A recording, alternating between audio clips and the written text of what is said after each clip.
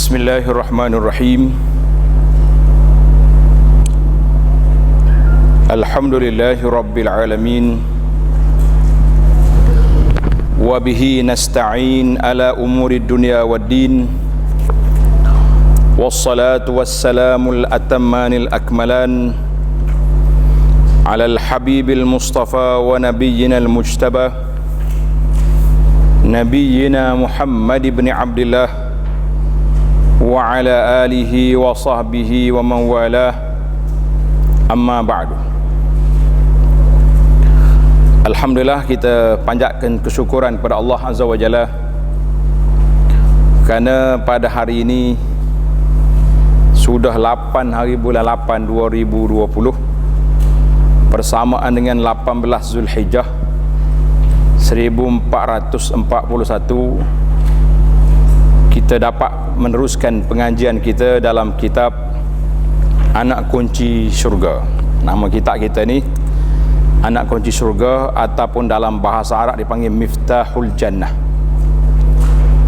Sebagaimana pintu-pintu lain ada kuncinya, maka pintu syurga juga ada kunci. Kita nak masuk syurga, kunci yang pertama yang kita kena tahu iaitulah kunci syahadah, mengucap 2 kalimah syahadah. Jadi alhamdulillah, setelah kita bercuti panjang yang disebut dengan nama cuti PKP ataupun lebih dikenali dengan nama cuti corona, dan kita dapat meneruskan kehidupan kita walaupun dia panggil norma baru, tapi kehidupan kita lama. Cuma apa yang kita nak sebut di sini para jemaah sekalian, dan sebelum itu anda mengucap terima kasih kepada Al-Fadhil, tuan-tuan imam Masjid Negara dan para penyelaras majlis ilmu. Walaupun di saat kita PKP sempat lagi kita melalui online, kan, di bulan Ramadan dulu kita sempat lagi berinteraksi, maknanya boleh belajar. Ini juga salah satu daripada norma baru yang kita tak boleh kata aku tak boleh pergi belajar. Dan hari ini juga saya dapat maklumat ramai yang daftar tak boleh masuk sebab PKP punya pasal, kan, cepat habis. Hari Sabtu kelas, hari Khamis sudah tamat. Cuma kita haraplah sahabat-sahabat kita yang tidak dapat hadir di sini dapat mengikutinya melalui Facebook Rakan atau Masjid Negara dan juga Facebook Abu Anas Madani, supaya pengajian kita tidak putus, kan. Dipanggil kelas talaki kitab ini berterusan walaupun kita berada sedikit berjauhan. Kata orang, penjarakan sosial diperlukan, tapi penjarakan hati tidak perlu.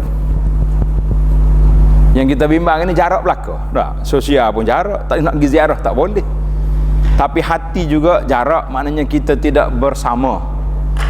Tidak ada hilang, sudah hilang kasih mesra, kasih sayang sama-sama kita.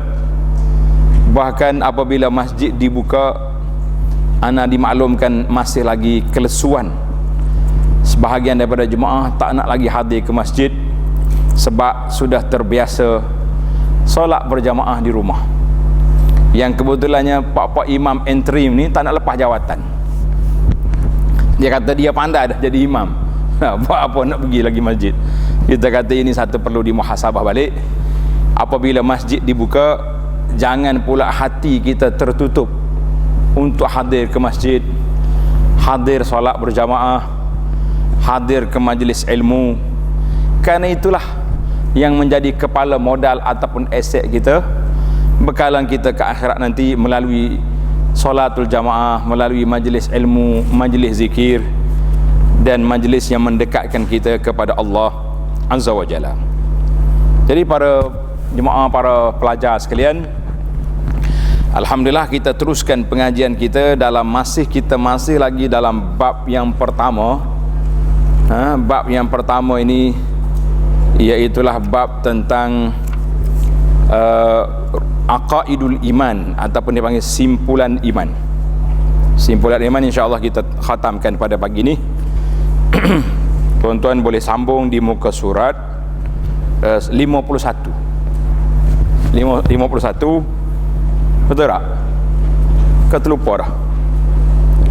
Kalau tengok dalam rakaman, siri-siri rakaman kita di YouTube, di Hira Dakwah dengan halaqah Abu Anas Madani, para jemaah boleh tengok di kita sudah tamat 9 siri kita ni. Alhamdulillah, siri-siri kuliah itu dirakam dan dalam Facebook Masjid Negara juga ada. Cuma kita asingkan, kita pecah siri supaya tidak rasa panjang. Daripada 2 jam dijadi ke satu siri itu 1 jam ataupun kurang sikit.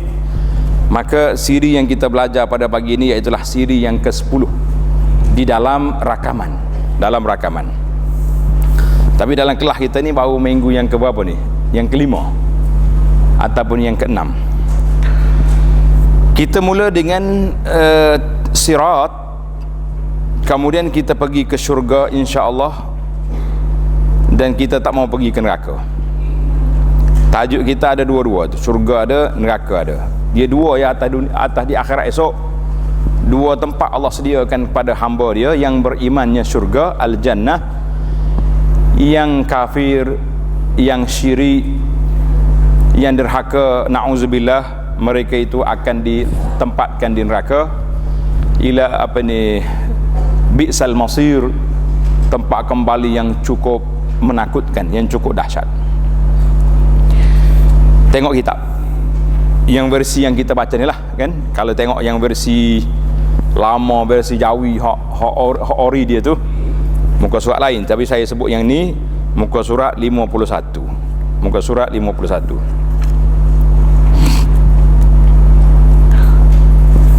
Sirat ataupun titian, ataupun kita panggil jambatan. Saya rasa jambatan besar. Kalau jambatan ni boleh lalu kereta, boleh lalu lori, bas. Tapi kalau titian ni, kita orang kampung ingat tak? Titian ni kadang-kadang sebatang kayu dia letak gitu, pandai-pandai lah kau jaga diri. Kalau tidak, bawah sampai kita. Betul tak? Itu titian. Tapi titian sirat di akhirat esok Allahu Akbar. Kata Nabi SAW, betapa takutnya nak melintasi titian ini, sehingga para anbiya alaihimussalatu wassalam duduk di tepi sirat berdoa, Allahumma Rabbi sallim sallim, Allahumma Rabbi sallim sallim, ya Allah selamatkanlah umatku, ya Allah selamatkanlah. Betapa rahmatnya para anbiya, betapa kasih sayangnya mereka kepada umat, bimbang takut jatuh ke dalam neraka yang sedang menunggu di bawah. Na'udzubillah. Allah Subhanahu wa ta'ala membina sebuah titian di atas neraka Jahannam. Allahu Akbar. Sekalian manusia akan lalu di atasnya, iaitu didahului oleh umat yang terdahulu, diikuti yang terkemudian, sehinggalah sekalian orang kafir semua akan lalu. Sebahagian daripada mereka jatuh ke dalam neraka Jahannam, dan sebahagiannya selamat ketika melalui titian itu. Sebahagian daripada mereka melalui dengan pantas, dan sebahagian yang lain berlahan, bahkan ada yang merangkak ketika melaluinya. Allah Subhanahu wa ta'ala berfirman dalam surah Maryam ayat yang ke-7, A'udzu billahi minasyaitonir rajim. Wa in minkum illa wariduha kana 'ala rabbika hatman maqdiya thumma nunajjil ladzina ittaqaw wa nadharu adh-dhalimina fiha jithiya. Para pelajar tanda surah Maryam ayat 71-72. Walaupun dalam kitab kita ni Tuan Syekh nak ambil dalil je, wa in minkum illa wariduha. Tapi ayat ini saya syorkan dijadikan ayat tadabbur. Kita cuba menghayati makna dia, kita cuba menghayati tafsir dia, kita cuba menjadikan dia bacaan-bacaan solat pada waktu malam. Waktu kita nak tidur, kita bangun dari tidur, kita baca ayat ini supaya memberi keinsafan dan kesedaran kepada kita. Allah kata wa in minkum wariduha, dan tiada siapa seseorang pun di antara kamu melainkan akan sampai kepadanya. Allahu Akbar. Maknanya lorong titian as-sirat ini semua orang mesti lalu, mesti lalu. Kana ala rabbika hatman maqdiya. Yang demikian adalah satu perkara yang mesti berlaku, yang telah ditetapkan oleh Allah Azza wa Jalla. Bila Allah Ta'ala tetap, bermakna perkara ini mesti berlaku. Tidak kita kata agak-agak ya boleh jadi. La, tidak ada boleh jadi. Kana ala rabbika hatman maqdiya. Allah Ta'ala ditetapkan semua yang terawal yang terakhir akan melintasi sirat. Kemudian Allah bagi tahu pada kita supaya kita beringat, supaya kita berhati-hati. Kita tengok dalam sifat as-sirat bagaimana nanti, insya-Allah saya akan huraikan.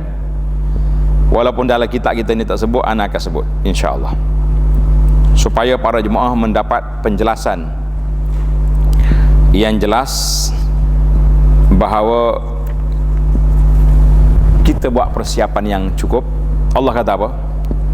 Tengok dalam surah Maryam tu, summa nunajjil ladzina taqaw, kemudian kami akan selamatkan orang-orang yang bertakwa. Siapa yang selamat? Orang yang bertakwa. Siapa orang yang bertakwa? Insya-Allah kita akan jadi orang yang bertakwa, supaya kita mendapat jaminan kita akan selamat di atas sirat.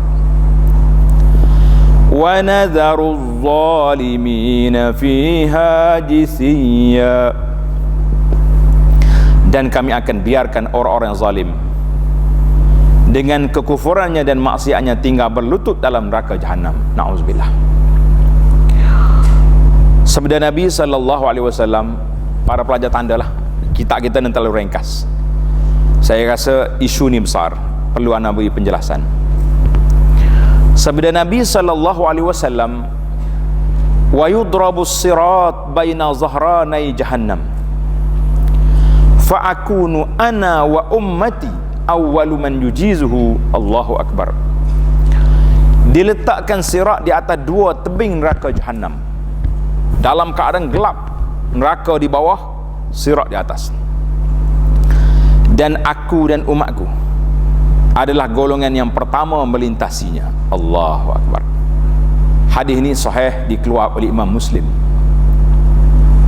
Hadis yang kedua, wa yudrabu jisru jahannam fa akun awwal man yujizu wa du'a'ur rusul yawma izin Allahumma sallim sallim.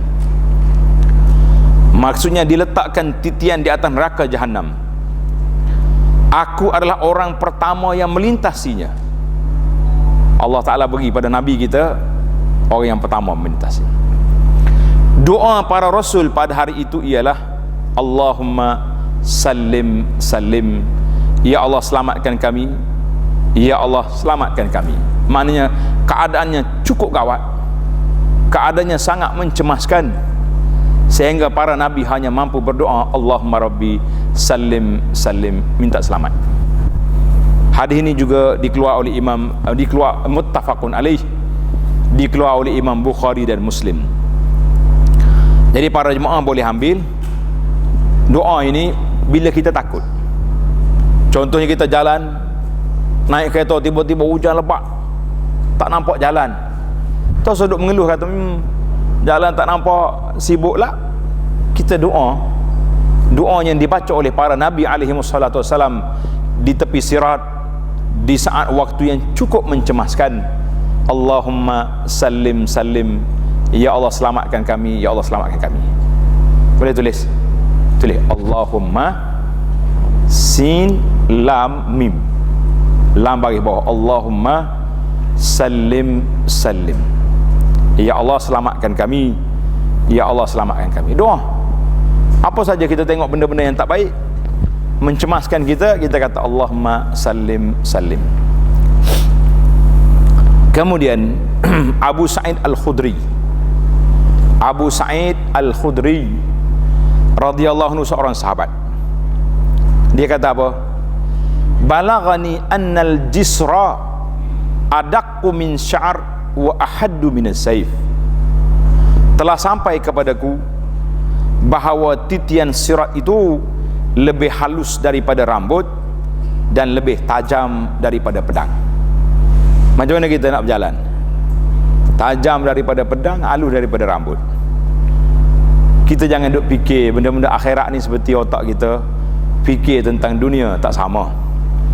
Muamalah kita di akhirat Allah Ta'ala saja yang maha mengetahui. Hadis ini, asar ini, dia tulis asar, mana kata-kata sahabat ini dikeluar oleh Imam Muslim. Dan sabda Nabi SAW, wa tursalul amanah war rahim, dihantarnya amanah dan rahim.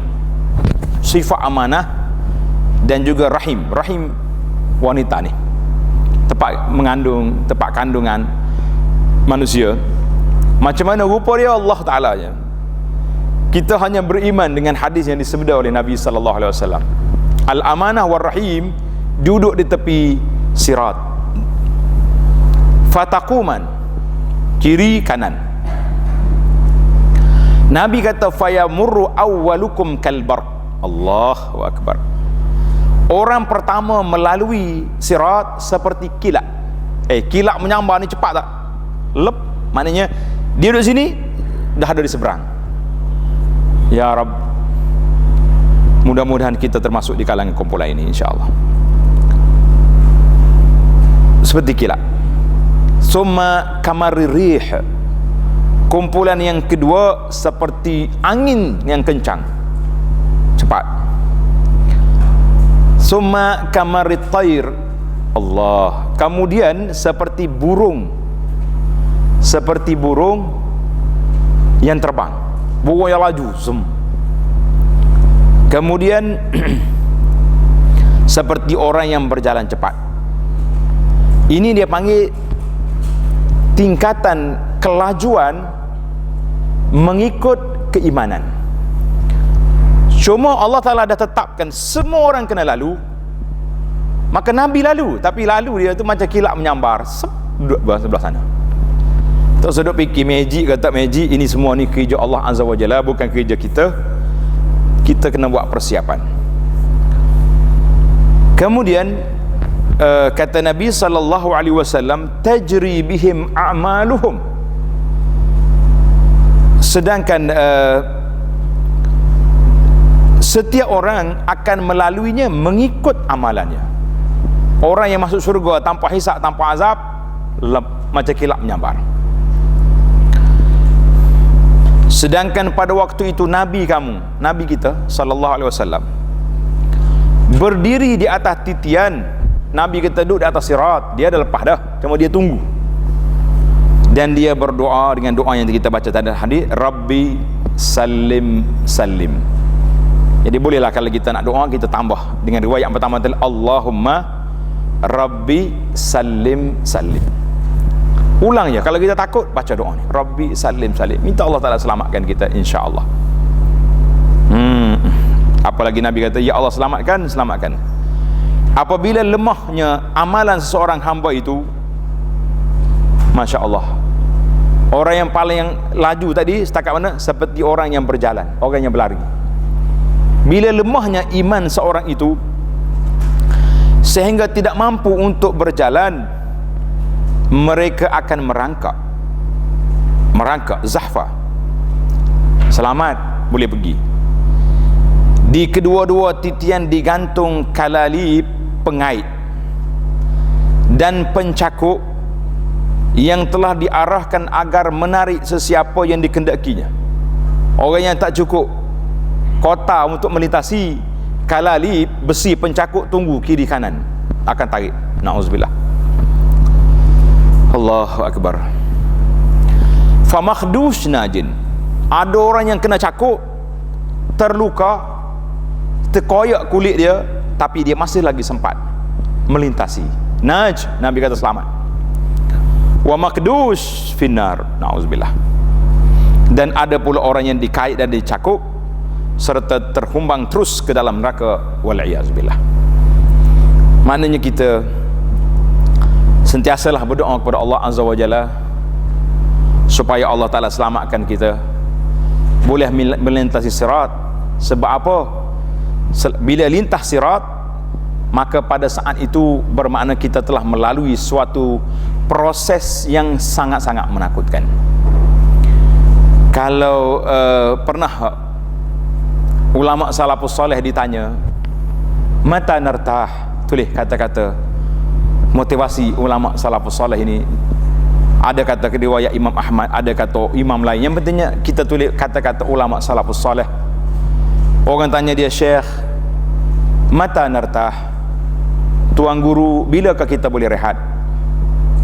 Jawabnya, iza kana siratu khalfak, apabila sirat telah berada di belakang, syurga berada di hadapan kamu. Ketika itu baru kita boleh rehat. Kalau tidak, hati kita berdebar, hati kita dalam keadaan takut. Lepas ke? Tak lepas. Tahu saya kata apa tuan-tuan, bila mari musim COVID-19 ni, kawasan kita ni kena lockdown. Tak. Semua penduduk akan dikorek hidung. Ramai ke di kalangan kita yang kena korek hidung? Tak kena? Oh, tak ada pengalaman. Saya kena kok, kena. Ada pengalaman. Berair mata lah juga sikit kan. Sebab apa? Sebab dia panggil kluster madrasah. Kita ni habis pelajar kita 600 orang kena korek. Maknanya bila kita selagi tak selesai, kita akan takut. Kita ni selagi tak melintasi sirat, kita takut. Adakah kita lepas? Ada, walaupun merangkak, alhamdulillah selamat. Makhdus, ada orang yang kena koyak, tapi dia masih lagi boleh merangkak, lepas. Yang kita bimbangnya makdus tadi, yang terus dicakuk, na'udzubillah, jatuh ke dalam neraka. Selepas daripada sirat, kita akan berhenti di situ, belum lagi ke syurga. Walaupun dah lepas, ada lagi satu perbicaraan, dia panggil Al-Qantarah. Tulis nama tempat itu lepas pada sirat, nama dia Qantarah. Qaf, nun, ta, ra, ta bulat. Qantarah. Boleh ingat kan? Nama tempat itu nama Qantarah. Suatu perhentian di antara syurga dengan neraka. Qantarah duduk di mana? Di antara syurga dan neraka. Kita beriman bahawa orang-orang mukmin apabila telah selamat melintasi sirat dan terlepas dari neraka, akan berhenti di Qantarah. Qantarah ni kalau kita kat macam orang panggil tempat nak scan sekali lagi. Ada lagi kamu di antara kita yang tak selesai. Di sini pembersihan. Iaitulah suatu tempat antara syurga dan neraka. Mereka berhenti untuk menyelesaikan pembalasan bagi setiap perkara yang berlaku sesama mereka sebelum memasuki syurga. Sebab bila masuk dalam syurga, Allah Ta'ala akan hilangkan semua sifat-sifat benci, membenci, sifat marah-marah, sifat cemburu, dah tak ada lagi dah. Masuk dalam syurga, kita tak ada tengok orang ni you masuk juga, dia ni tak ada. Kita kata alhamdulillah, sebagaimana Allah Ta'ala kumpulkan kita di dunia dulu, insya-Allah alhamdulillah hari ni Allah kumpul kita di syurga. Kita doa pagi ni insya-Allah, Allahumma kama jama'tana fi hadzal makan fajma'na jami'an fil jannah. Ya Allah, sebagaimana engkau kumpulkan kami dalam majlis ilmu ini, kumpulkan kami pula dalam syurga nanti insya-Allah. Banyakkan doa. Itulah dia panggil, mana bila kita sebut tentang syurga neraka, banyak doa, minta minta perlindungan bila sebut bab neraka, kan. Kemudian bila masuk dalam syurga tak ada lagi sifat-sifat ghil, sakit hati tak ada. Maaflah muslimat kita, jangan marah. Atas dunia ni kalau bunyi suami ada seorang lagi tak lalu makan 3 hari 3 malam tak, mengamuk, kemurungan. Tapi dalam syurga happy-happy, tak ada masalah apa-apa. Suami dia ada isteri berapa orang, bidadari yang comel-comel, tak ada masalah. Allah dah jadikan hati mereka bersih. Maka sebelum ke syurga maka kita akan berhenti di satu tempat, nama dia Qantarah. Qantarah. Mereka berhenti untuk menyelesaikan pembalasan bagi setiap perkara yang berlaku sama mereka sebelum memasuki syurga.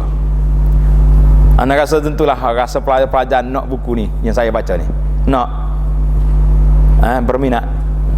Tajuk dia nama Rukun Iman. InsyaAllah saya akan bagi dalam grup kuliah. Yang tak masuk grup lagi masuk, dengan minta dengan admin dia, tolong bagi link ke kawan-kawan ni. Nama buku dia Rukun Iman. Buku ni saya terjemah waktu anak belajar dulu, dan alhamdulillah menarik buku ni, ringkas, tapi dia punya perjalanan tu step by step, satu langkah-langkah tu kita mudah. Maknanya kita berhenti di Qantarah, kita akan berhenti di sini untuk menyelesaikan masalah sama-sama kita sebelum memasuki syurga. Apabila selesai membalas dan membersihkan mereka, diizinkan memasuki syurga. Sabda Nabi sallallahu alaihi wasallam, yakhrusul mu'minuna minan nar.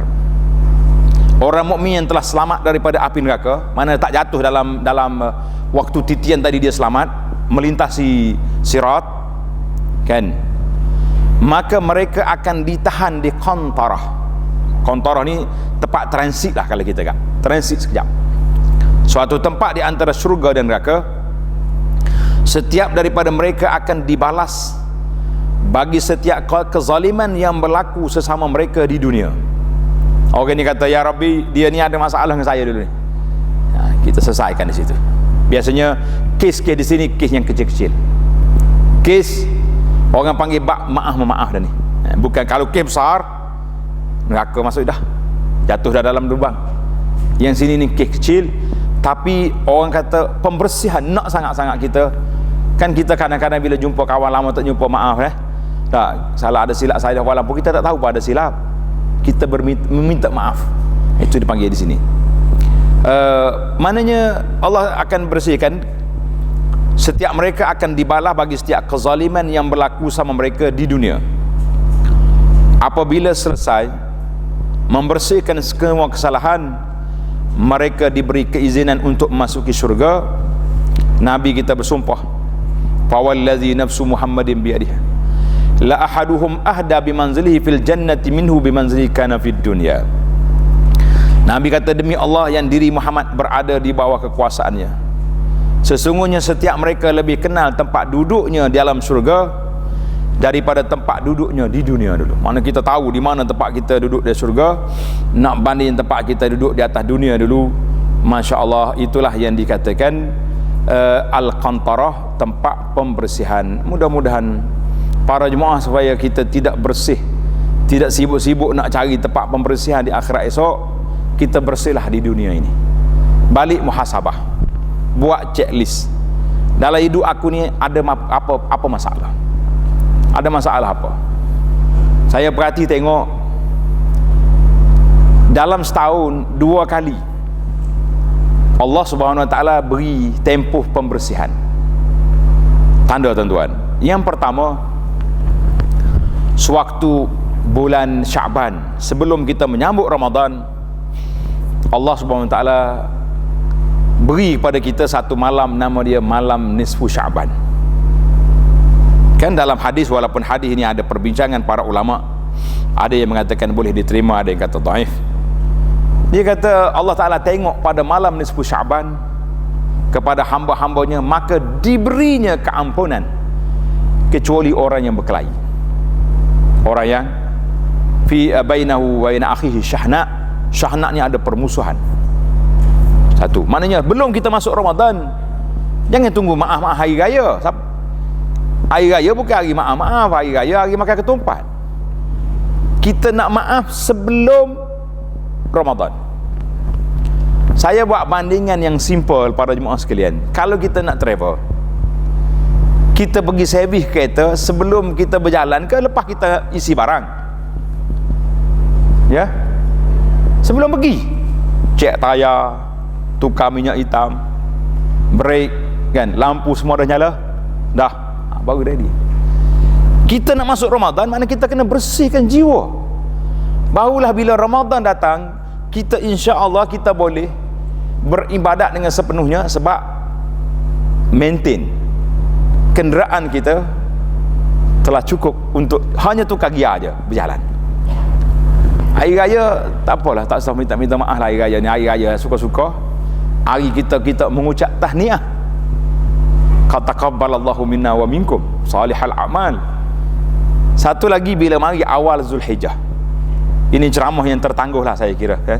Patut belum Zulhijjah dulu kita tazkirah dulu, belum Ramadan kita tazkirah, tapi apa boleh buat, liyaqdiyallahu amran kana maf'ula. Allah telah tetapkan tahun ni corona datang, kita terpaksa berjauhan. Bila mari awal Zulhijjah, kita juga diminta supaya hari yang terbaik dalam dunia ini iaitulah 10 terawal Zulhijjah. Hari terbaik, afdalu ayyamid dunya, 10 awal Zulhijjah. Di antaranya kita juga minta supaya al-islahu zatil bain, mendamaikan di antara dua orang yang berkelahi. Untuk apa?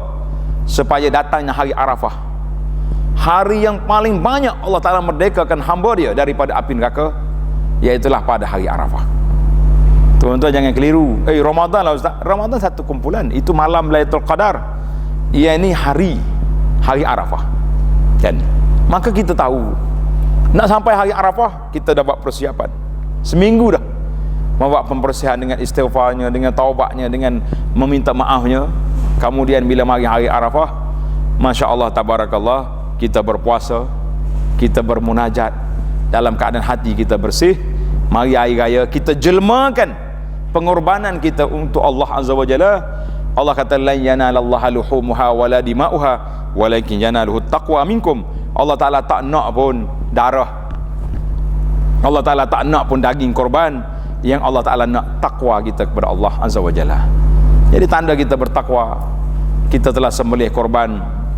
Sebagaimana kata Imam Ibn Rajab, dia kata orang yang tak mampu sampai ke Baitullahil Haram, tak pergi ke hudud Arafah, kita boleh duduk di hudud sempadan halal haram yang telah digariskan oleh Allah Azza wa Jalla.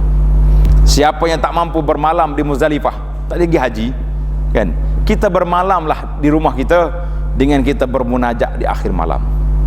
Siapa yang tak mampu pergi sembelih hayawan korban di Mina, dia sembelihlah kehendak hawa nafsu dia ketika dia sembelih korban. Ini semua penjelmaan yang Allah Ta'ala nak beri kepada kita. Jadi bila kita buat pembersihan begini, setiap minggu Allah Ta'ala angkat malaikat angkat laporan amalan kita pada hari Khamis dan hari Isnin. Karena itu Nabi kita menggalakkan kita berpuasa pada hari Khamis. Hari Isnin Nabi kata wa uhibbu an yurfa'a amali wa ana shaim. Aku suka amalan aku diangkat dalam keadaan aku sedang berpuasa. Maka pada hari Isnin Khamis juga tidak diangkat amalan orang yang berkelahi, tidak diangkat. Jadi para jemaah sekalian, mana baik kita selesai di dunia ataupun kita nak sungguh selesai di kantarah. Nak dunia ke kantarah? Dia kata ustaz malu nak pergi minta maaf, malu nak mengalah.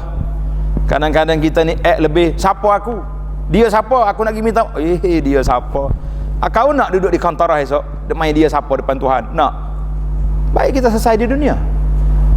Di dunia ni kalau kita boleh runtuhkan keegoan kita, boleh runtuhkan sifat takabur kita, di akhirat esok banyak perkara yang selesai insya-Allah. Di kantarah Assalamualaikum, terus ke syurga, daripada kita duduk menunggu di situ entah berapa lama pula kita terpaksa nak menyelesaikan masalah. Bukan senang. Hari ni bila pergi masjid kena beratur, tulis nama, tembak dahi tak?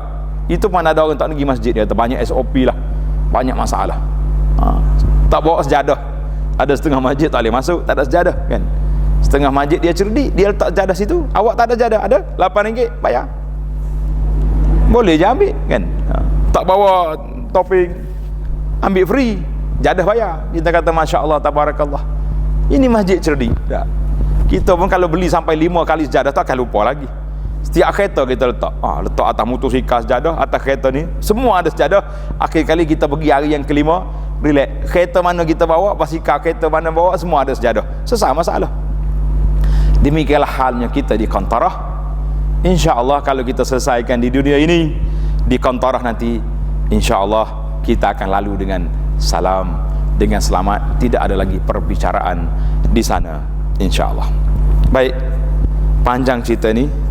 Kalau tuan-tuan ikuti sepanjang PKP, Alhamdulillah, saya kata Corona mari, hikmah Allah Ta'ala kita tak tahu.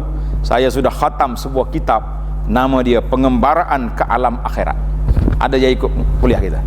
Pengembaraan ke Alam Akhirat sudah ada di YouTube, sudah ada di Facebook. Tuan-tuan boleh ikut balik daripada awal lagi. Nak mati, sudah mati masuk dalam kubur, apa jadi, keluar daripada kubur, ke Sirat, Qantarah, dan ke syurga. Panjang, lebih banyak puluh siri jugalah kita buat sepanjang musim PKP yang menyebabkan kita terkurung di rumah. Kata orang, kita terkurung dalam rumah kita rasa susah, bagaimana setelah kita terkurung dalam kubur yang memang kita tak boleh keluar-keluar lagi kecuali sudah berlakunya kiamat. Allahu Akbar. Baik, tengok sini, muka surat 52. Ulama tafsir menyatakan, nih ulama tafsir kepada ayat kita tadi. Ayat mana? Wa in minkum illa wariduha. Dan tiada seorang pun di antara kamu malaikat akan sampai kepadanya. Sampai ke mana? Sampai ke as-sirat. Ulama tafsir menyatakan yang dimaksudkan adalah akan melalui di atas sirat itu. Allahu Akbar. Tamat. Tulis itu tamat. Kita akan berpindah kepada al-mizan. Tulis al-mizan, iaitulah timbangan amalan. Tuan-tuan tulis tajuk di tepi kitab tu, sebab kitab kita ni syekh kita tak tulis tajuk, kita lah tulis kan, kita tulis tajuk kita sendiri. Al-mizan, apa nak al-mizan? Timbangan amalan. Timbangan amalan Allah Subhanahu wa taala sebut dalam Al-Quran Karim, wal waznu yawma izinil haq, wal waznu yawma izinil haq, dan timbangan amal pada hari itu adalah benar, iaitulah sangat adil di dalam pertimbangan. Allahu Akbar. Sangat adil di dalam pertimbangan amalan baik. Tengok surah kita ni, surah Al-A'raf ayat 8. Suratul A'raf ayat 8. Segala amalan baik ataupun jahat, manusia akan ditimbang dengan neraca. Di sini para ulama bahas, adakah neraca sungguh ataupun neraca digital. Macam kita hari ni kan, digital ya, letak keluar nombor.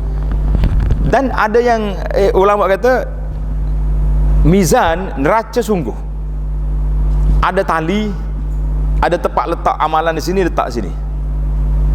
Kalau kita panggil sini kat macam dacing itulah, yang ada tali itu. Itu dia panggil mizan di akhirat. Wallahu alam. Allah Taala yang Maha Kaya. Cuma itu disebut oleh para ulama. Sebahagian ulama berpendapat yang ditimbang itu adalah buku amalan kebajikan dan kejahatan mereka.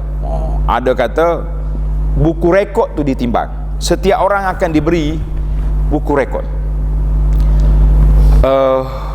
Buku rekod ni, ada orang yang terima buku rekod dia 99 sijilat buku rekod dia 99. Jadi ada ulama kata yang nak timbang tu amalan, buku rekod baik belah yang kanan, buku rekod belah baik jahat belah kiri, tengok mana berat. Mana kalau yang baik banyak, alhamdulillah, zep naik, yang kiri terapung terakat. Kita takut yang kiri itu berat. Macam mana sekarang ni kita nak timbang? Kita timbang sekarang sebelum ditimbang di hadapan Allah Azza wa Jalla. Tuan-tuan tanda, neraca timbangan adalah suatu yang hak, mana suatu yang benar. Wajib beriman dengannya. Kita wajib beriman dengan dia. Iaitu suatu neraca yang Allah Subhanahu wa taala dirikan pada hari kiamat untuk menimbang amalan hamba-hambanya dan membalasnya menurut amalan mereka. Neraca yang didirikan itu mempunyai 2 daun neraca dan jarum. Yang senangnya kita kata dacing lah, senang tak, dacing. Ini bukan masalah politik, ni masalah dacing. Dacing apa? Ada tali, ada daun 2. Itu bagi menimbang amalan ataupun menimbang suratan catatan amalan, atau menimbang orang yang melakukan amalan itu sendiri. Ini semua ni aqwal ulama. Ada kata amalan tu, ada kata rekod, ada kata orang tu naik atas dacing. Kalau gitu kita kena pakat gemuk belaka. Dah, bawa gemuk lah, baru berat.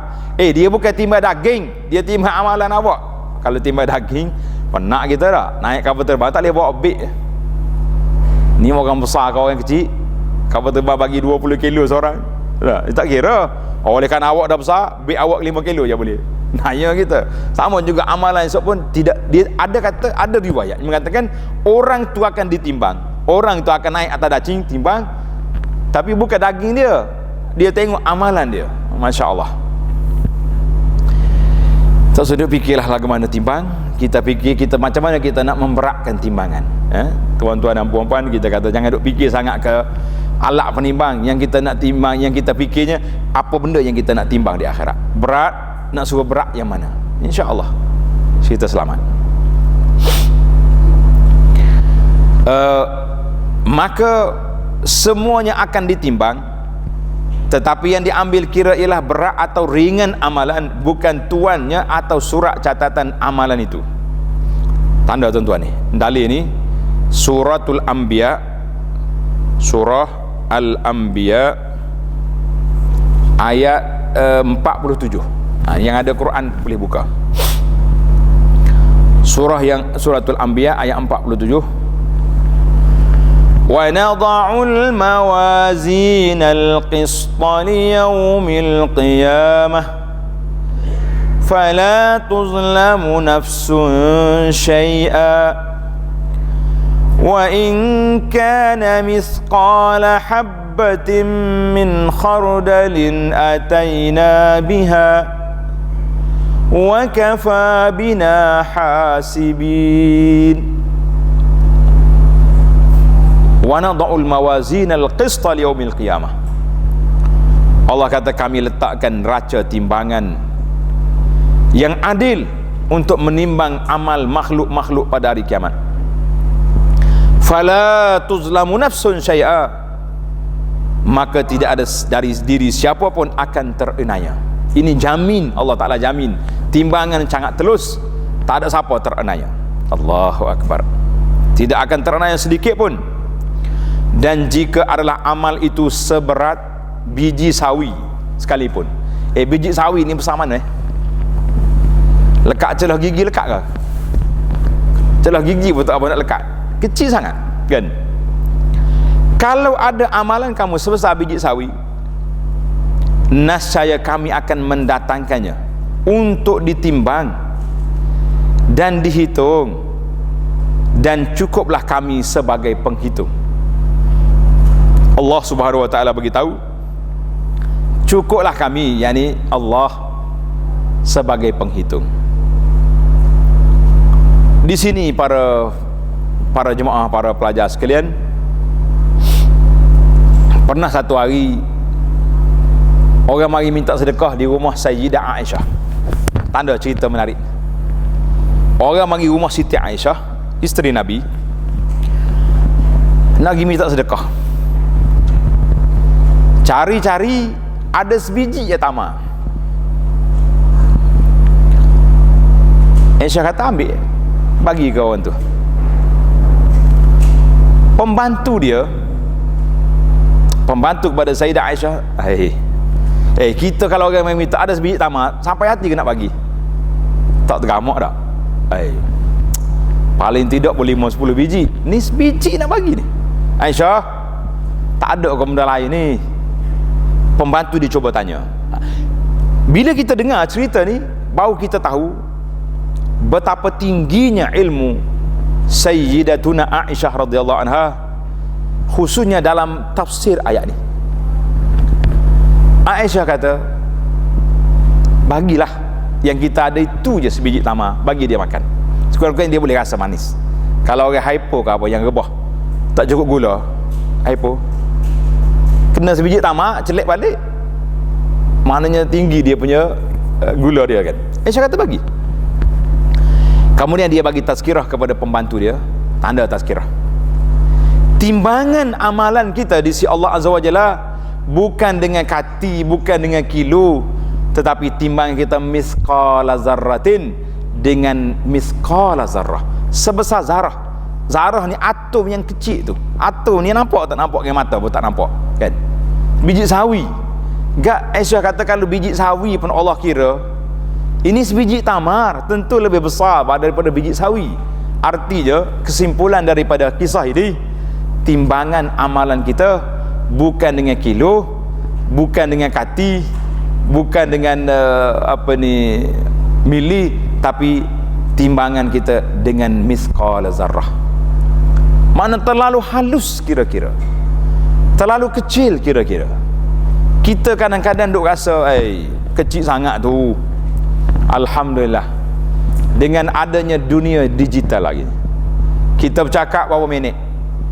2 minit 23 saat. Rekod tak rekod dalam buku bil telefon kita, rekod tak?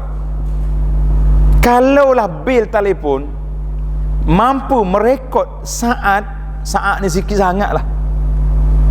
Kenapa kita tak boleh fikir misqala zarratin, seberat biji sawi, sebesar atom yang kecil itu ditimbang oleh Allah Azza wa Jalla? Maka karena itulah Nabi sallallahu alaihi wasallam bersabda, la tahqiranna minal ma'rufi syai'a.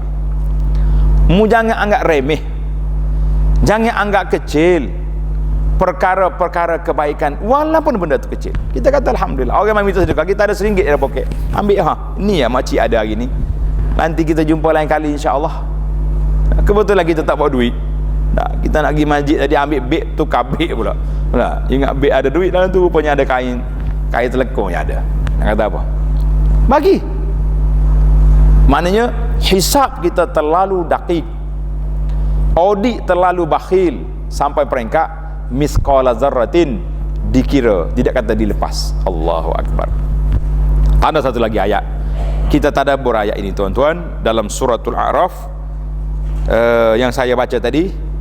Buka Quran lah, panjang sikit ayat ini. Syekh kita ni rahimahullah, dia ambil tempat dia naknya. Syahidnya al-waznu yauma idzinil haq, neraca timbangan pada hari itu benar, habis kata. Tapi ilmu tadabbur ni biarlah kita sekurang-kurangnya boleh tembak ke dalam hati kita, biar kita terasa dosa dengan pahala ni sangat berbahaya. Kalau Allah Ta'ala kira pahala satu zarah, dosa satu zarah juga, maknanya tak boleh buatlah dosa. Tengok suratul A'raf, wal waznu yawma idzinil haqq faman thaqulat mawazinuhu fa ulaika humul muflihun wa man khaffat mawazinuhu fa ulaika alladzina khasiru فَأُولَئِكَ الَّذِينَ خَسِرُوا أَنفُسَهُمْ بِمَا كَانُوا بِآيَاتِنَا يَظْلِمُونَ. Dan timbangan amal pada hari itu adalah benar. Maknanya kalau kita orang beriman, itulah akidah kita. Kita percaya semua amalan kita akan dihitung, akan dihisab, akan dikira di hadapan Allah Azza wa Jalla nanti. Maka sesiapa yang berat timbangan amalnya yang baik, insya-Allah muslimin dan muslimat berazamlah untuk kita beratkan amal timbangan kita. Boleh ke tak boleh? Insya-Allah. Apakah pemberat timbangan? Saya coba sebut beberapa perkara insya-Allah dalam kuliah kita ni. Maka sesiapa yang berat timbangan amalnya yang baik, maka mereka itulah orang-orang yang berjaya. Siapa dia amalan yang baik, itulah manusia berjaya. Dan sesiapa yang ringan timbangan amalnya yang baik, yang beratnya amal jahat dia, maka mereka itulah orang yang merugikan dirinya sendiri, dengan sebab mereka berlaku zalim terhadap ayat-ayat kami dengan meletakkannya pada bukan tempatnya. Yazlimun, mana kita zalim diri kita sendiri. Zalim di sini ada dua kumpulan lah. Zalim yang paling besar, orang yang melakukan syirik, yang mendustakan ayat-ayat Allah. Itu na'udzubillah lah, itu orang kafir nama dia. Satu lagi zalim, zalimun li nafsihi, orang yang zalim diri dia dengan melakukan maksiat. Dia ahli beriman, dia orang yakin, percaya kepada hari akhirat, tapi iman kita tidak begitu mantap ataupun malap, yang menyebabkan kita terjebak dengan mungkar, dengan maksiat. Maka pada waktu itu orang ini dianggap sebagai zalimun li nafsihi, orang yang menzalim dirinya sendiri. Sebab apa zalim? Kita susah di akhirat esok, susah. Kita nak travel, nak pergi Mekah contohnya, apa pegawai-pegawai travel, syekh-syekh kita bagi tahu, tuan-tuan jangan bawa barang banyak, custom di Jeddah nanti cek satu-satu. Kita bawa juga pelik-pelik dalam tu, bawa ni barang-barang larangan kita bawa dah. Akhir kali orang lain naik bah, kita duduk tunggu barang lagi, susah. Hadza zalim li nafsi, orang zalim diri sendiri. Orang larang tak dengar, bagi nasihat tak pakai, kita kata ini orang zalim pada dirinya sendiri. Jangan buat. Maka kezaliman itu, bila kita buat maksiat, kita zalimlah diri kita sendiri. Mana pada waktu ketika itu dia akan ditimbang. Kata Nabi sallallahu alaihi wasallam, man nuqishal hisab uzib. Tanda hadis ni, siapa yang dimunaqashah. Munaqashah maknanya siapa yang ditanya, kena tanya tu sudah dikira azab. Sayyidah Aisyah radhiyallahu anha, dia rasa pelik, ya Rasulullah, bukankah Allah Ta'ala telah berfirman, orang yang beriman fasawfa yuhasabu hisaban yasira, orang yang beriman akan dihitung dengan hisab yang mudah. Macam mana pula dengan ni? Macam mana pula dengan kira-kira? Nabi sallallahu alaihi wasallam beritahu, innama zalikal ard. Ard maknanya kita lalu je. Saya suka sangat buat bandingan yang simple-simple dengan kehidupan kebiasaan kita. Tuan-tuan lalu ke airport, kita lalu depan custom, ada pegawai custom sini, minta maaf lah kita sebut tugas dia. Lalu ke custom, dia ada dua lorong, satu lorong hijau, satu lagi lorong tak kira lah apa lorongnya, penting lorong kena cek barang. Kita lalu lorong hijau, tak payah cek.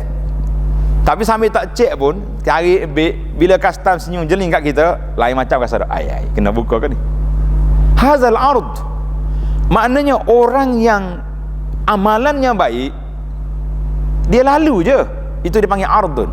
Fasawfa yuhasabu hisaban yasira, maknanya hisab lalu, ikut checkpoint, tapi dilepaskan. Maka maksud daripada Nabi sallallahu alaihi wasallam, Nabi kita berdoa, Allahumma, kata, hasibni hisaban yasira, Allahumma hasibni hisaban yasira. Coba kata nak dengar sekali lagi. Kalau balik rumah ni ingat tak? Kau ingat sini ya?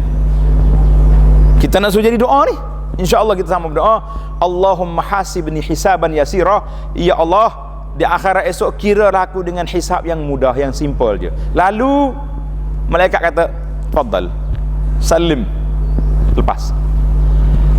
Tapi man nuqishal hisab uzib, siapa ditanya, dibuka fail siasatan, istilah kita hari ni, dia panggil buka fail siasatan. Tak. Orang ni buat report polis, kena buka sepai. Tengok-tengok kereta perondo depan tangga, rasa macam mana? Sehari dua orang ni bukan takut kereta perondo, takut ambulans dengan baju PF apa ni? P apa? PPE. Lama dah tak sebut ni. Malah dah nak sebut nyagaknya Covid ni hilang lah. Mari hak baju biru depan tangga macam tak? Menggigil satu rumah. Siapa kena angkat hari ni? Allahu Akbar. Hisab, bila dibukanya hisab, Nabi kata sudah dikira diazab orang tu. Sebab itulah tingkatan manusia di akhirat, qaumun, satu kumpulan, yadkhulunal jannata bighairi hisabin wal azab. Sekumpulan Allah Ta'ala lepaskan terus ke syurga, lalu sirat seperti kilat menyambar, dan ke syurga tanpa hisab, tanpa azab. Ini kumpulan yang paling utama sekali. Ada orang tanya, Ustaz, saya rasa malulah nak doa, nak masuk kumpulan ni. Kita dengan Allah SWT jangan duk malu, tapi kita minta jangan yang mustahil. Itu tak boleh. Nabi kata di antara doa yang mustajab, yang tak mustajab, kita minta perkara yang mustahil. Tak boleh lah. Ya Allah, jadi aku ni nabi. Boleh? Ya Allah, aku tak mau lagi jadi manusia, nak jadi malaikat. Boleh? Itu dia panggil doa mustahil. Ya Allah, berilah aku ni akhlak, perangai yang baik seperti perangai Nabi. Perangai itu dengan lemah lembutnya, dengan sifat rahmatnya, dengan kuat ibadatnya, boleh. Tapi nak jadi Nabi tak mungkin. Itu dipanggil mustahil. Sama juga kita nak doa, ya Allah, berilah aku masuk syurga tanpa hisab, tanpa azab. Boleh minta. Kuasa Allah Ta'ala, dia nak luluskan. Walaupun kita tahu kriteria agak sukar. Di antara sukarnya Nabi sebut apa? Orang yang masuk syurga tanpa hisab, tanpa azab ini, siapa dia? Alladzina la yarquna wa la yastarqun wa la yatatayyaru ala rabbihim yatawakkalun. Orang yang tak pergi berjampi, tak minta dijampi. Kita ni sakit gigi suruh orang jampi. Saya kalau buka air tawar sini rasa penuh kotor pagi-pagi sini. Nasib baik kita tak buka. Nak suruh jampi juga Ustaz Zahir lah jampi je kat belakang. Layar tak salah jampi. Kan saya letak dalam buku Perisai Muslim tu. Dah ambil dah kitab Perisai Muslim. Dalam tu ada bacaan sendiri. Bila sakit kita baca. Tahu. Tapi kita tak minta. Kalau orang mari nak jampi jangan, aku tak masuk syurga tanpa hisab tak. Tapi ada tiup. Nak panggil orang berjampi tak boleh. Sifat dia nya wa ala rabbihim yatawakkalun. Sifat ni orang yang tinggi darjat takwa. Ini kumpulan tawakal. Ini orang yang masuk syurga tanpa hisab, tanpa azab. Kalau kita nak cuba kriteria ni. Tawakalnya tinggi. Jangan buat perkara-perkara yang menghalang kita daripada sifat tersebut. Insya-Allah, mudah-mudahan Allah Taala bagi pada kita tanpa hisab, tanpa azab. Bilangan dia mana? Nabi kata 70,000 dia kalangan umat aku masuk surga tanpa hisab, tanpa azab. 70,000. Ada yang mengatakan 70,000 kali 70,000. Berapa? Mana ahli matematik silakan. Tak ada cikgu matematik sini. Kalau di kampus tok kepuk dia panggil mudah nak kira. Berapa? 70 kali 70. Berapa? Tak semangat ya. Kita nak besar sikit angka ni. Kalau 70,000 pada dengan sahabat Nabi ya dapat. Berapa? Tak kuat ni. Buka kalkulator tu kat pecek. Baik. Kumpulan yang kedua, saufa yuhasabu hisaban yasira, akan dikira, dihitung dengan hisab yang mudah.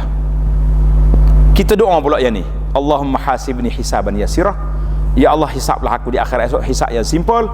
Maknanya innama zalika ardun, hanya lalu je depan pemeriksa, tak cek. Silakan. Tapi kalau kita tak cek, kita pastikan kita bawa barang yang tidak ada cukai, yang tidak ada larangan, baru boleh lalu senyum. Ini dengan custom okey lah. Lorong hijau masuk, patah dalam tu banyak baju. Tak. Kalau pergi beli luar negeri, takut kena cukai. Ni sumbak ni. Baju buruk-buruk yang atasnya, lain-lain tu bawah, macam-macam ada. Tapi dengan malaikat mana kita boleh? Malaikat scan malaikat tak sama dengan scan manusia, kan? Kita sendiri tahu aku ni nak lalu lorong yuhasibni hisaban yasira, kita ingat.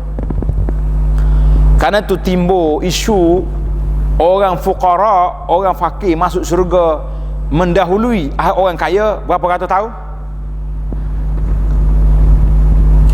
Tak semangat dah lama kena PKP ni senyap. Orang miskin mendahului orang kaya ke syurga berapa ratus tahun dalam riwayat? 500 tahun. Jangan kata aku tak nak jadi kaya, jadi miskin. Tuan-tuan kena ingat, orang miskin ni nak kira apa? Dia tak ada benda, pergi je lah. Mereka temu ada apa? Kita travel bawa beg sebiji dalam belakang. Ni ya beg masuk, yang ni 3 beg bawa, 4 beg tarik dengan troli, 2 troli dia masuk. Panjang kira-kira. Tapi ingat, kalau orang kaya masuk surga, agak-agak darjat dia sama kita tak? Kita bagi sedekah RM1, dia sejuta bagi buat masjid. Sama? Tak akan sama. Kita tanggung orang miskin seorang, dia tanggung beribu orang miskin yang telah mengambil manfaat daripada harta dia. Sama dengan kita? Tak sama. Mereka masuk lambat sebab hisab. Halaluha hisab wa haramuha azab. Itu kaedah. Yang halalnya akan dihisab, yang haramnya azab. Maka lambatlah sikit orang kaya. Kalau ada orang ceramah kata Sayyidina Abdul Rahman bin Auf merangkak masuk surga, kita kata kalau tak ada dalil yang sahih, jangan menghina para sahabat Nabi radhiyallahu anhu. Jangan cuba-cuba. Ni ada setengah penceramah dia tak murajaah, tak kaji riwayat, cerita aja. Tapi riwayat yang orang miskin masuk syurga mendahului orang kaya itu ada, cuma darjat dalam syurga tak sama. Walaupun kita pergi dulu, kita ni pergi dulu, tapi kita bukan VIP contohnya. Saya mari awal lagi dewan. Majlis pukul 12.30 hari, kita pukul 10 masuk dah. Tapi kita duduk kat mana? Kat mana? Awak mana kak jemputan ini? Kat mana kau ni? Kerusi ujung kali. Betul tak? Yang ni kat mana apa? Tengok, ni kat VIP atas pentas, walaupun dia mari kemudian. Itulah ibarat, walaupun orang kaya masuk kemudian, tapi darjat dia lebih tinggi dengan ibadat dia, dengan sedekah dia, dengan infak. Masya Allah, tabarakallah. Dengan dakwah dia. Saya bila tengok pendakwah yang kaya-kaya, katanya Sulaiman Ar-Rajhi itu, ketua bank Rajhi, Allah yaghfirlu, yang meninggal ada dia punya kebun untuk infak saja, pokok ladang kurma dia berapa banyak untuk kita. Kata Masya Allah, nak jadi orang kaya juga kita. Cuma kita bimbang takut tak ada ladang, kena 4-5 ekar ladang, tak pergi masjid dah kita. Duduk sibuk tunggu ladang. Jangan. Baik. Panjang cerita sirat, sebab tajuk ni sangat penting untuk kita muhasabah. Kata Nabi SAW, at-tuhuru syatrul iman. At-tuhuru syatrul iman. Nabi kata bersuci itu sebahagian daripada iman. Bersuci sebahagian daripada apa? Daripada iman. Walhamdulillah tamla'ul mizan. Boleh. Walhamdulillah tamla'ul mizan. Maknanya kita kata alhamdulillah itu memenuhi neraca timbangan. Sikit je kita alhamdulillah, alhamdulillah, alhamdulillah, itu dia panggil memenuhi neraca timbangan. Pernah di akhir Sahih Bukhari, di akhir Sahih Bukhari, Nabi kita sallallahu alaihi wasallam sebut apa? Kan dia bawa hadis ni, hadis subhanallah bihamdih, subhanallahil azim. Ingat dah kita, subhanallah bihamdih, subhanallahil azim. Kata banyak, subhanallah wa bihamdihi, subhanallahil azim. Kata banyak. Kita nak suruh banyak hari ni. Allahu Akbar. Kan Imam Bukhari bawa di akhir bab dalam sahih dia bawa ayat ni, wa nada'ul mawazinal qista liyaumil qiyamah, bab kami letak neraca timbangan pada hari kiamat. Kemudian dia bawa hadis ni, kalimatan khafifatani alal lisan wa saqilatani alal mizan. Dua kalimah yang ringan atas lidah, berat atas timbangan, kemudian disukai oleh Tuhan Ar-Rahman. Nih tanda, saya nak tuan-tuan tanda hadis ni. Kita ambil lafaz yang betul dalam Bukhari daripada Abi Hurairah radhiyallahu anhu, sabda Nabi sallallahu alaihi wasallam, kalimatan habibatan ila Rahman, khafifatani 'alal lisan, saqiratani fil mizan, subhanallah wa bihamdih, subhanallahil azim. Kata belakang, subhanallah wa bihamdih, subhanallahil azim, subhanallahi wa bihamdih, subhanallahil azim. Kata lagi. Agak-agaknya boleh ingat ke tak boleh ingat? Ingat dah. Hak tak ingatnya apa? Hak tak ingatnya apa? Nak memberatkan timbangan. Betul tak? Sebab apa tak ingat? Tuan-tuan balik muhasabah. Ambil wuduk malam ni, kita solat sunat taubat, kita berdoa kepada Allah SWT, ya Allah ya Tuhanku, lidah aku ni daripada pagi sampai malam boleh sebut semua benda. Cerita orang ni kahwin, cerita orang ni bercerai, cerita orang ni kelahi, cerita orang ni kaya, cerita orang ni letak jawatan, semua kita boleh bincang. Tapi bila sebut nama Allah, berapa kali boleh sebut? Kita menangis di hadapan Allah Azza wa Jalla, ya Rabbi, bukalah lidah aku ni supaya basah dengan hanya menyebut namamu ya Allah. Subhanallah bihamdih, subhanallahil azim. Sebab apa Imam Bukhari di akhir sahih dia letak hadis ni. Hadis akhir di akhir sahih Bukhari, kata di para ulama, Imam Bukhari ni cerdik dia, alim dia. Hadis yang pertama dia letak dalam Bukhari dia, hadis innamal a'malu binniyat. Sesungguh amalan itu dengan niat. Sebab apa? Aku nak kumpul sahih Bukhari ni supaya amalan aku ni dengan niatnya ikhlas. Dia mengembara sana sini beratus ribu hadis yang dia kumpul. Akhir kali dia boleh kumpul dalam Bukhari dia berapa ribu hadis saja, sikit je yang dia tak dalam sahih. Kemudian dia letak hadis yang terakhir, hadis ni, wa nada'ul mawazin al-qista, dia buat, kemudian dia buat hadis ni, kalimatan, dua kalimah yang disukai oleh Ar-Rahman, ringan di atas lidah, berat di atas timbangan, subhanallah wa bihamdih, subhanallahil azim. Maknanya Bukhari, Muhammad bin Ismail, mu mengembara, mu cari hadis, kamu kumpul hadis. Di awal bab dulu kamu bincang tentang niat. Tak, Allah Ta'ala saja yang tahu di atas neraca timbangan, adakah kerja-kerja yang kamu buat ni betul-betul kerana Allah ataupun tidak. Subhanallah. Pasal itulah pengalaman kami apabila khatam Sahih Bukhari, kita belajar dengan guru kita sebelum dia bagi sanad Bukhari yang terakhir ni. Bila sampai di sini, tuan syekh kita akan menangis bila baca ayat hadis, dua kalimah ringan atas lidah, disayangi oleh Ar-Rahman, berat atas timbangan, subhanallah bihamdih, subhanallahil azim. Sebab kita tak tahu, kita belajar betul-betul ikhlas, kita mengajar ni betul-betul ikhlas, ataupun ada sesuatu di sebalik. Yang tahu siapa? Allah Azza wa Jalla. Maka kita kena banyakkan muhasabah diri kita, banyakkan muhasabah perjalanan hidup kita. Kalau tak betul, kita betul channel. Aku rasa tak betul ni, tak apa nak tepak dia punya niat ni, kita betul balik. Biasalah manusia ni digoda oleh syaitan kan.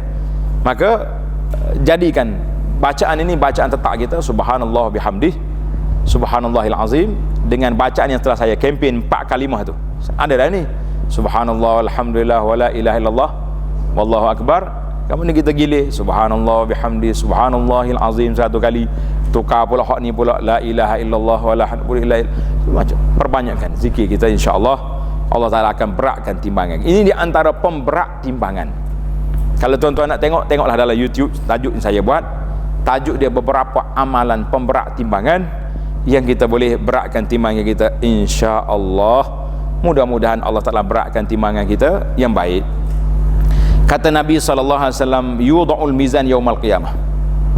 Allah Ta'ala letak neraca timbangan pada hari kiamat. Kalau ditimbang langit dengan bumi peluah lagi. Bersama mana wallahu alam. Itulah riwayat yang ada. Tamatlah perbincangan kita 2 tajuk. Tajuk yang pertama as-sirat, kemudian diikuti dengan qantarah, dan diikuti dengan al-mizan, neraca timbangan. InsyaAllah kita break seketika. Subhanakallahumma hamdika asyhadu an la ilaha illa anta astaghfiruka wa atubu ilaih.